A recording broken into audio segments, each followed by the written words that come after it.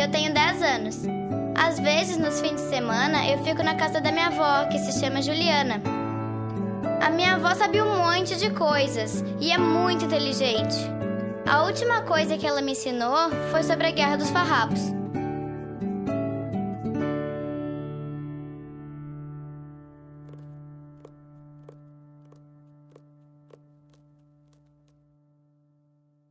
O mais engraçado é que antes eu não estava nem um pouco a fim de saber o que era essa tal Guerra dos Farrapos.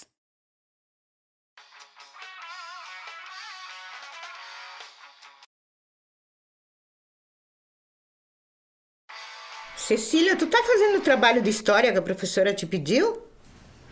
Tô fazendo, vó. Ah, guria, tu tá querendo me enganar. Quem? Eu? Uhum. Vó, tu sabe que eu não minto. Não sei não, guria. Pois então, qual é o problema? Por que tu ainda não fez o trabalho de história? Ai, vó, porque a história é muito chato. Chato? Por que chato? Ai, porque só fala de gente que já morreu, de muito tempo atrás, não tem nada a ver com a gente. Ah, não tem nada a ver? E sobre o que é teu trabalho? É sobre uma tal Guerra dos Esfarrapatos. Não seria a Guerra dos Farrapos? Isso é muito importante pra gente. É? Mas ela não aconteceu há muito tempo atrás? Sim, mas o que aconteceu tem tudo a ver com os dias de hoje. Teu tio, por exemplo, ele é gremista. Ele vai no jogo. Tá, onde é que fica o estádio? Fica na Zenha. Então, foi exatamente lá que começou a Guerra dos Farrapos, na noite de 20 de setembro de 1835. Há muito tempo que o Império do Brasil explorava a província de São Pedro do Rio Grande. Os gaúchos se sentiam pouco valorizados e precisavam pagar impostos muito altos. Por isso, alguns deles, os farroupilhas, resolveram começar uma guerra contra o Império.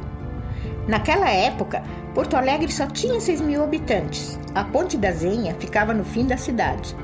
Na noite do dia 19 para 20 de setembro, os farroupilhas acamparam perto da ponte.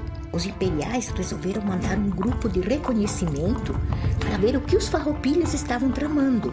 Mas quem estava cuidando da ponte era um dos soldados farroupilhas, o Cabo Rocha, que notou a chegada dos inimigos e, aproveitando o escuro, atacou os imperiais. Eles eram poucos, mas deixaram os imperiais achando que eram milhares de invasores. No outro dia de manhã, os imperiais tinham fugido e os farroupilhas puderam conquistar Porto Alegre sem nenhum problema. Conta mais, vó. Ué, não foi a senhorita que disse que não gostava de história?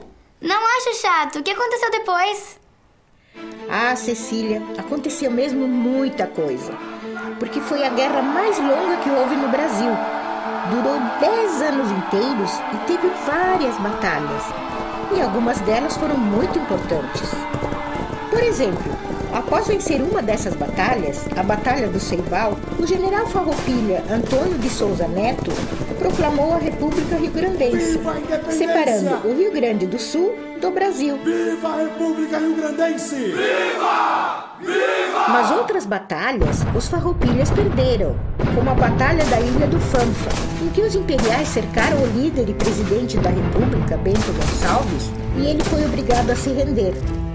Foi levado para a Bahia e ficou preso lá durante 1 ano, mas ele conseguiu fugir e voltar para lutar. Numa outra batalha, a de Rio Pardo, os farroupilhas capturaram uma banda de música completa e pediram para o maestro Joaquim José da Mendanha que compusesse um hino para a República.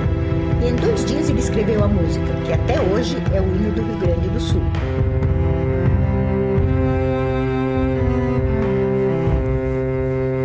Vó, o hino que a gente aprende na escola foi feito durante a guerra? Foi. Ai, eu acho ele bonito.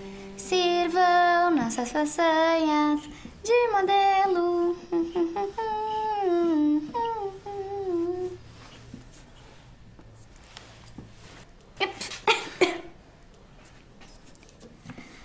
Mas, vó, eu tenho uma dúvida. No meu livro de história tem uma figura muito esquisita. Qual?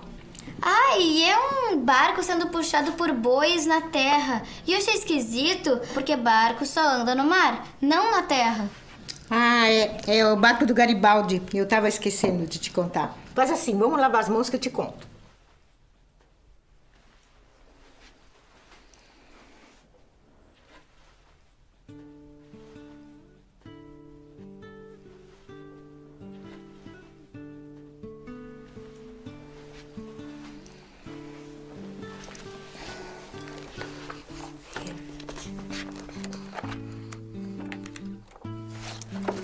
Achei. Esse aqui é o Giuseppe Garibaldi. Ele foi muito importante no país onde ele nasceu, a Itália. Mas ele era perseguido pelos inimigos e, por causa disso, acabou vindo parar no Brasil. Quando ele chegou aqui, soube da luta dos farroupilhas pela sua liberdade. Ele foi para a Lagoa dos Patos e lá ele construiu 2 barcos para lutar a favor dos farroupilhas. O problema é que o único porto da região, o Porto de Rio Grande, era dominado pelos imperiais. Garibaldi resolveu conquistar o Porto de Laguna, que é em Santa Catarina.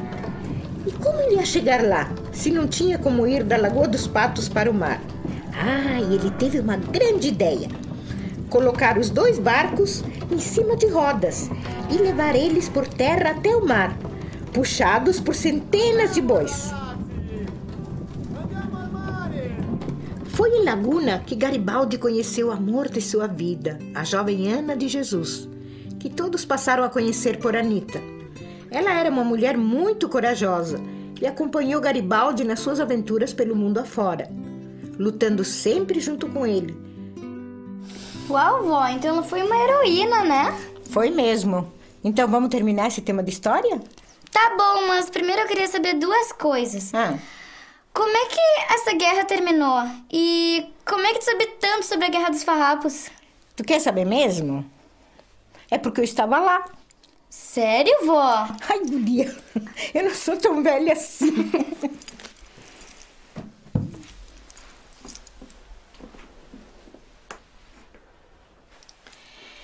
Eu tenho uma coisa para te mostrar.